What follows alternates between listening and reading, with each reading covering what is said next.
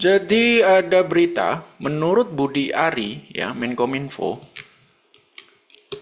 Apple minta tax holiday 50 tahun untuk bangun pabrik di Indonesia. Nah, yang mana tidak bisa disanggupi oleh pemerintah Indonesia.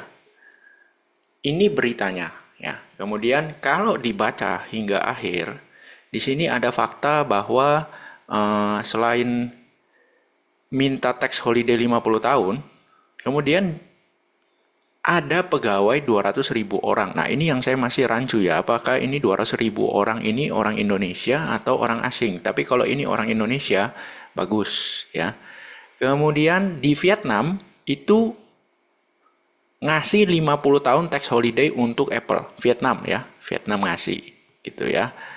Kemudian kekhawatiran dari Menkominfo adalah kalau ini dikasih terus apa namanya perusahaan lain juga pada minta gitu kan, kekhawatiran Budi Ari. Lalu di paragraf terakhir ini Opung berbuka suara di mana pemerintah sih siap kasih insentif apapun yang Apple mau, yang penting lu invest di Indo, ya kan gitu ya. Nah, pemerintah menawarkan beragam macam insentif termasuk biaya masuk Apple. Nah, dia kan ada produksi bla bla bla bla bla bla bla bla. Nah, Indonesia bisa mencontoh insentif yang diberikan India dan Thailand untuk Apple dengan tetap menyesuaikan terhadap regulasi yang ada. Tetapi kalau aturan itu menghambat, kita memang harus ganti aturan. Jadi kadang-kadang membuat aturan yang mengikat diri kita sendiri sehingga kita tidak kompetitif. Kalau kita baca berita ini, maka Budi Ari adalah orang baik, sedangkan Opung adalah orang yang buruk. Karena di sini kan para kata-katanya yang di terakhir nih loh, yang kalau aturan itu menghambat, kita ganti aturannya. Waduh, jadi seolah-olah, aduh, Opung ini main ganti-ganti aturan aja ya demi tercapainya tujuan, ini mengerikan sekali gitu kan. Jadi terlihat, waduh, Opung jahat gitu kan. Jadi kita kadang-kadang membuat aturan yang mengikat diri kita sendiri sehingga kita tidak kompetitif. Jadi menurut Opung ini salahnya kita sendiri, terlalu banyak aturan yang mengikat diri kita sehingga orang lain itu malas, pihak asing itu malas invest di Indonesia. Ah gitu. Terus setelah selesai baca kan, dia renungkan, wih hebat nih Pak Budi Ari, ya kan? Berjuang demi tanah air di mana supaya kita tidak dijajah. Enak aja ngasih orang bebas pajak 50 tahun, gila aja gitu kan. Nah, ini kalau kita berpikir dengan pemikiran kita sendiri. Ingat, 10 tahun ke depan kita akan jadi apa? Itu tergantung circle kita ini ke siapa. Kalau circle kita ini adalah orang yang bermindset karyawan, maka 10 tahun ke depan saya bisa pastikan ya tetap jadi karyawan. Karena circle kita ya karyawan. Kecuali circle kita adalah CEO. Nah, itu pola pikirnya beda. Meskipun dia karyawan, tapi dia harus berpola pikir sebagai owner juga. Visinya apa ke depan. Tapi kalau kebanyakan orang kan circle-nya karyawan ya berarti ya karyawan, bukan CEO-nya. Gitu. Kalau Anda bicarakan ini kepada circle Anda, yang mana circle Anda, 5 orang teman dekat Anda, 5-5-nya adalah pengusaha, maka saya yakin 5-5-nya pengusaha loh ya, pengusaha. UMKM itu juga pengusaha. 5-5-nya kemungkinan besar akan berkata, Opung yang baik, Budi Ari yang gak masuk akal. Kenapa? Analoginya sederhana, bos. Negara ibaratnya kalau kita pakai analogi itu seperti mall. Bagaimana membuat mall kita rame? Ya kan? Bagaimana membuat mall kita rame? Kalau mall kita tidak rame, maka cleaning service ini kita gaji dengan uang modal kita, bukan dengan profit kita. Nah, bagaimana membuat mall rame? Kita harus menarik traffic. Anda bisa lihat mall-mall sekarang. Apa yang menarik traffic? Pameran, show, acara-acara lomba, apa segala macam. Itu yang paling basic. Ya kan, di main hall. Diadakan setiap weekend. Begitu. Tapi kalau Anda perhatikan benar-benar, ya khususnya saya di kota saya ini, bioskop nomor 1. Ya, bioskop. Anda tidak punya perusahaan bioskop. Tidak semua mall itu punya perusahaan bioskop. Jadi apa yang membuat bioskop itu mau buka di mall Anda? Kasih gratis sewa. Gratis sewa, lu bayar biaya maintenance aja, listrik, service charge gitu ya. Biaya sewanya gratis, kasih, jebret. Itu satu pertama. Kedua, playground. Mall-mall sekarang itu banyak sekali playgroundnya. Bahkan di tempat saya ini ada satu mall, itu ada 4 playground. Anda bayangin, satu mall, di dalam satu mall, itu ada 4 playground. Setiap lantai ada satu playground. Anda bayangin itu.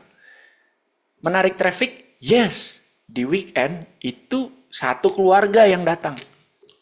Nah, kalau sudah begitu, misalnya bioskop, lu kasih gratis sewa tempat. Playground lu kasih gratis sewa tempat, bayar maintenance doang. Profitnya dari mana? Ya itu tadi. Pertama, service charge, listrik, air mereka bayar. Listrik, air kan lu cas pakai, lu punya tarif, bukan tarif PLN. Lu punya tarif. Jadi di atasnya PLN, di situ lu profit. Ya kan? Maintenance, service charge, itu lu dapat. Kemudian profit lainnya dari mana? Lu buka food court. Lu tarikin tuh sewa-sewa dari tempat food court. Kenapa? Ya karena kita udah berhasil menarik traffic. Sesimpel itu, bos. Nah, dalam case Apple itu bagaimana? Ya, kasih aja 50 tahun. Toh, perusahaan teknologi itu belum tentu bertahan 50 tahun, bos. Belum tentu. Teknologi itu cepat sekali berubah. Anda ingat BlackBerry, Anda ingat Nokia? Seperti apa? Hanya berapa tahun mereka? Ya, Apple kasih 50 tahun. Loh, terus profit kita tuh sebagai negara dari mana? Anda jangan lupa, PPN. Simple, pabrik dibuka nih di Indonesia. Jebret, terserah deh di mana. Kan ada teman saya yang bilang juga, ya udah nggak apa-apa kita kasih tax holiday tapi lu bukanya di IKN ya. Siapa yang mau juga kan pengusaha kan gitu ya. Tapi itu ide yang bisa juga, ya kan. Oke, gua kasih lu 50% tax holiday, lu buka di IKN. Bisa juga, cuma kan ya gimana ya, kita mau narik orang nih. Ya bisa, tapi ya terserah deh, lu mau buka di mana. Tax holiday kita kasih. Dengan catatan pegawai 200.000, 70%-nya wajib orang Indonesia. Lu latih kalau lu bilang, oh ini nggak SDM-nya nggak ini. Ya lu latih, pokoknya 70% pegawai lu isinya harus orang Indonesia. Itu kayak kasino di Marina Bay Sands di Singapura. 70% pegawainya adalah orang Singapura, 30% terserah, foreign, whatever. Yang penting 70% harus orang Singapura. Ya. Kasih begitu. Tapi profitnya dari mana sebagai negara? Lahan. Lu siapin, dia bayar lahannya. Satu. PPN. Pabrik butuh vendor. Vendor supply barang ke Apple. PPN. Ya kan? Dia belum cuan, Apple-nya belum cuan, sudah kena PPN. Ya kan yang saya kasih tax holiday kan adalah pajak dari labamu. Itu gua kasih free 50 tahun. Tapi PPN nggak bisa, harus kena cas. Pegawai kena PPh atas gajinya, dapat lagi, ya kan? Dari situ. Nah terus kan ibaratnya kalau laba bersihnya gede kita nggak dapat apa-apa. Nggak apa-apa, bos. Bukankah kita juga sudah begitu lama tidak dapat apa-apa dari Freeport? Tapi itu kan di ujung, Pak. Bukan manufaktur. Di ujung sana. Di Irian sana. Jauh. Ini kita kasih. Mau di Jawa silakan. Ya kan? Kita siapkan lahan di Kek. Ya kan? Yang penting tenaga kerja masyarakat Indonesia 70%. PPN tetap kena cas lu. PPh kita dapat. Terus sudah, gitu aja. Nanti kalau orang lain juga minta gimana? Nah, di sini pinter-pinternya kita, ya kan? Kita mesti lihat, lu bisa buka lapangan kerja berapa? Kalau ada perusahaan mau masuk, lapangan kerja yang dibuka itu nggak banyak, ya kita nggak bisa kasih tax holiday 50 tahun, bos. Sorry to say. Kita ini harus berpikir gimana caranya kita kasih makan rakyat. Jangan cuman ibaratnya pengangguran terjadi terus dikasih BLT. Itu namanya negara kasih makan. Kalau pakai cara tadi, lu mau tax holiday 50 tahun, oke, enggak apa-apa, lu buka, lu hire orang saya 70%. Siapa yang kasih makan rakyat? Swasta. Begitu, bos. Kurang kan beban negara? Nah, itu. Nanti ada perusahaan lain mau masuk, kita lihat dulu berapa tenaga kerja, sekian. Oh, banyak. Kasih juga. Ya kan? Kita kasih limit. Kita kasih limit, ya. Ada syaratnya. Lu mau 50 tahun tax holiday, syaratnya ini, tenaga kerja. Kurang dari 200.000, nggak bisa kita kasih tax holiday 50 tahun. Tapi ketika Apple buka, gitu kan, Samsung buka, jebret gitu. Terus apalagi pabrik-pabrik mobil lain masuk juga, buka. Chip, buka. Ya kan? Nah, yang barang-barang penting, yang untuk 20 tahun ke depan ini kan kita akan berkutat di teknologi. Nah, teknologi ini kan perlu pendukung, hardware-nya. Begitu hardware ini sudah buka semua di sini, software-nya mau masuk. Nah, software ini kan tenaga kerjanya nggak banyak, bos. Nah, mohon maaf. Saya nggak bisa kasih tax holiday 50 tahun. Kenapa? Karena lu software, tenaga kerja yang lu hire nggak banyak. Ya tapi terserah lu sih, manufakturnya ada di sini semua, hardware-nya. Software-nya pasti akan mikir, waduh, hardware-nya sudah ada di sini semua nih. Sayang kalau kita nggak buka di sini juga. Nah, begitu loh, bos. Ya, waduh, saya UMKM nih, kuliner. Sayang kalau saya nggak buka di food court mall itu. Udah rame loh mallnya. Berapapun harga sewanya, saya mau buka karena rame. Jadi tugasnya mall, datangkan traffic.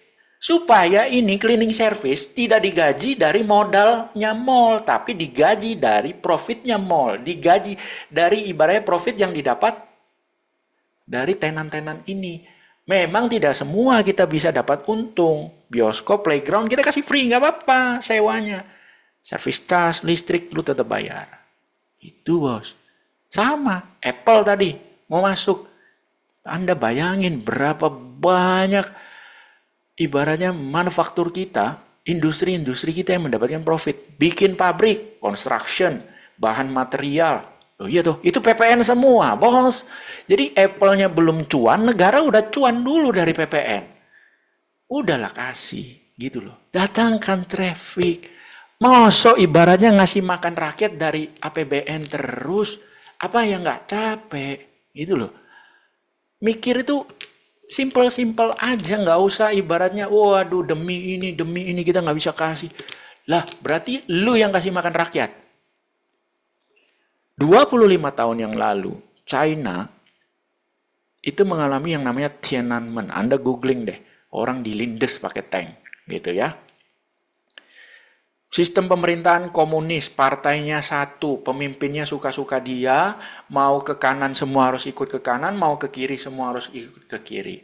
Kira-kira kalau Anda sebagai investor mau nggak invest di negara yang seperti itu? Baru aja ngelindes rakyatnya sendiri, tidak demokrasi, sistem pemerintahannya adalah komunis, single party, suka-suka pemimpin mau kemana, Anda mau nggak invest di sana? Pasti nggak mau. Tapi Anda lihat kenapa begitu banyak perusahaan manufaktur invest di sana. Karena tenaga kerja yang murah dan ada perjanjian tax holiday juga. Sekarang suruh invest ke China, mikir. Pasti mikir, labornya, tenaga kerja udah nggak murah, ya kan? Terus ibaratnya pemimpin yang saat ini lebih ugal-ugalan. Kalau profit lu udah banyak, lu bisa disetir, ya kan, kayak saham-saham perusahaan teknologi yang ada di China sekarang. Dulu lebih horor padahal daripada sekarang. Rakyat dilindes pakai tank. Kenapa banyak yang mau invest? Ayo. Jadi orang itu sebenarnya nggak peduli dengan sistem negara lu apa, mau demokrasi, kayak mau komunis, kayak mau lu abis ngelindes rakyat lu sendiri, kayak enggak. Investor itu melihat cost, kemudahan berinvestasi, pajak. Udah, itu dulu. Regulasi belakangan, bos. Kalau Anda tanya China 25 tahun yang lalu, Anda tanya regulasi lu kayak apa? Nggak ada regulasi. Suka-suka pemimpinnya. Kalau dia mau lindes rakyatnya, dia lindes loh. Tapi orang tetap berani invest di sana. Dan lihat sekarang China jadinya seperti apa. Saya nggak bilang etnisnya. Saya ngambil contoh negaranya, pola berpikir ekonominya, ya. kebijakan ekonominya seperti apa. Nah, kita belum apa-apa. Oh, nggak bisa tax holiday 50 tahun. Enak aja, siapa lu? Ini tanah gua. Loh, bukan begitu, bos. Ya udah, kalau lu begitu caranya, lu kasih makan rakyat lu sendiri. BLT terus. Ya, subsidi terus. Ya. Utang negara makin bengkak. Itu pinter banget itu. Ya. Ibaratnya kita punya rumah, ada kamar ekstra. Kita lagi butuh uang.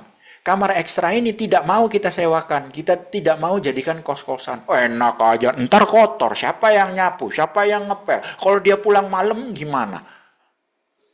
Kan ada regulasi, kan ada aturan gitu loh. Kita bisa tegakkan aturan sebelum dia memutuskan untuk kos di tempat kita. Misalnya ada jam malam, maksimal pulang jam sekian. Lu nggak cocok ya silakan angkat kaki. Tapi kita sewakan kamar ekstra ini karena kita lagi butuh duit, Pak. Nggak usah sok-sokan, nggak usah mikir terlalu inilah nanti siapa yang nyapu, siapa yang ngepel. Alah, kayak gitu-gitu itu. Ya, simpel. Nah, makanya saya bingung kenapa hal seperti ini kok yang ngomong Menkominfo. Harusnya kan yang ngomong Menteri Industri misalnya. Atau Menko Perekonomian.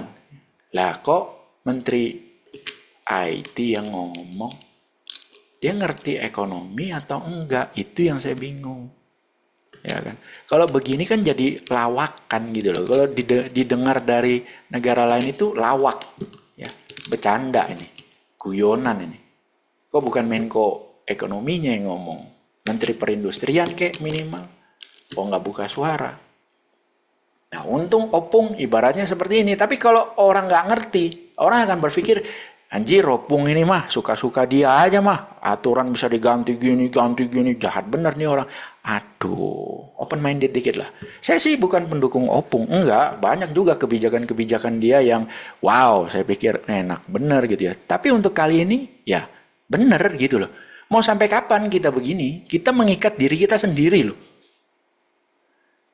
50 tahun itu lama. Perusahaan teknologi belum tentu bertahan 50 tahun. Belum tentu. Teknologi itu up and down, cepat sekali perputarannya.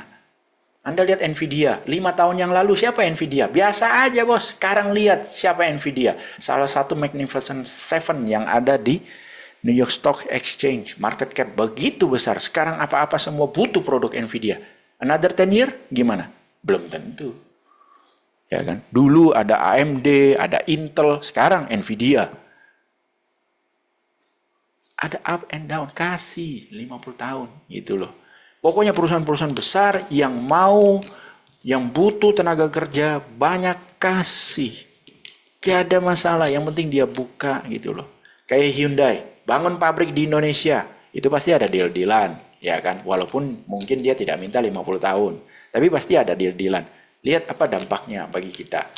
Tenaga kerja, ya kan? Terus konsumen juga bisa mendapatkan mobil yang value for money, ya kan, dengan harga segitu, ya kan, dibandingkan dengan mobil-mobil lain yang sejenis harganya lebih tinggi. Nah, artinya apa? Masyarakat bisa membeli produk dengan lebih terjangkau. Itu satu contoh mobil ya. Kita belum lihat produk-produk yang lain nih. Kenapa ya? Itu tadi terlalu banyak regulasi ketika orang mau invest. Itu tadi. Sayang banget. Ya, sayang banget. Tapi kalau saya berbicara dari sisi lainnya, tapi mungkin ada deal-dealan yang diminta oleh Apple yang ibaratnya betul-betul mengacak-acak kedaulatan negara kita sehingga negara tidak bisa beri. Misalnya nih, gue bikin pabrik nih ya di sini, gitu kan? Gue bikin pabrik di sini.